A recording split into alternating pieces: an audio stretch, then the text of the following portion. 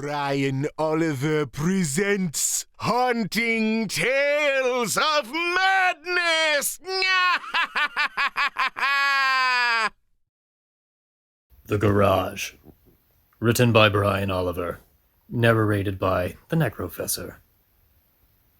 When I was arriving home from my first full year of college, I was rather excited to see my family and catch up with some of my friends from high school. I knew my mother would make my favorite meal for dinner, lasagna with meat sauce and a side salad.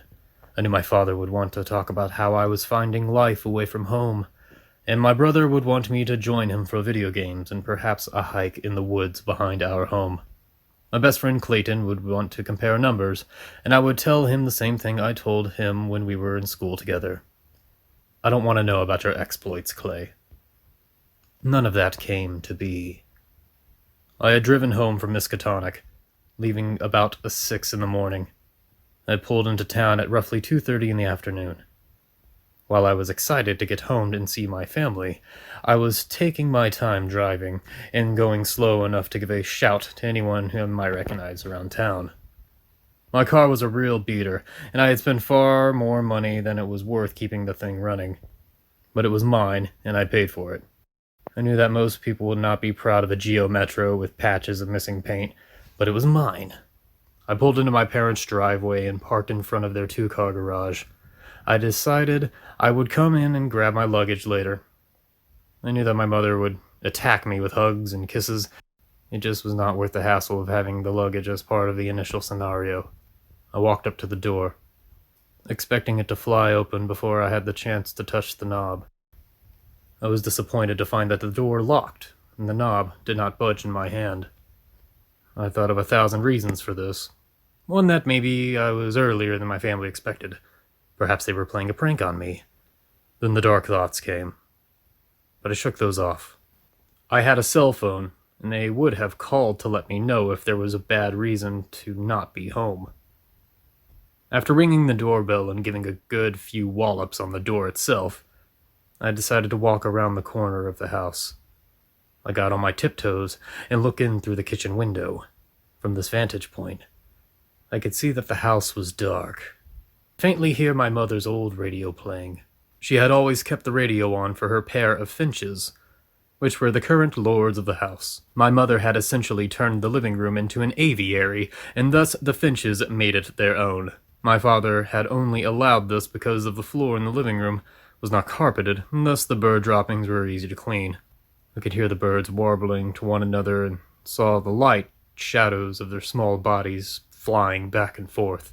I went around the entire house and then decided I should do the smart thing and call my parents on their cell phones.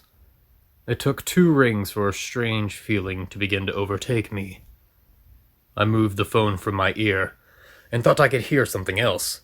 It was the sound of my father's own cell phone, and it was coming from the garage. I walked slowly towards the large door, keeping my phone down by my side so I could hear my father's phone better. I put my ear close to the garage door and heard 2 more rings, and then the phone clicked off. I could hear my father's voice mail message begin to play in the small speakers of my phone. Hanging up, I tried to call my mother, and was worried when I then heard her phone ringing inside the garage as well. I figured maybe they were really trying to prank me, and I gave a bang on the garage door. There was no response. I decided to attempt opening the door, but it would not budge. As a strange panic began to set in, I heard the creaking of the front door starting to open. As I turned, I ran to see who was coming out of the house. I got there just in time to see the door slam shut. I ran to it, but found it was locked already. Peering into the window, there was nothing but the same darkness as before. I do not know why I didn't think of it the first time I tried that door, but I recalled that the window in the back bathroom could be opened from the outside, with the right amount of nudging. It was more work than I recalled from childhood, but eventually I got it slid up just enough for me to slide through. Before I moved, there had been a small cabinet placed under the window, and it was not until I fell all the way to the floor that I realized something had removed it. My fall was further than I thought it would be, and my ankle was the first part of my body to signal my mistake. It was not a break, or even a sprain, really, but I certainly rolled it. Standing, I could barely recognize the bathroom.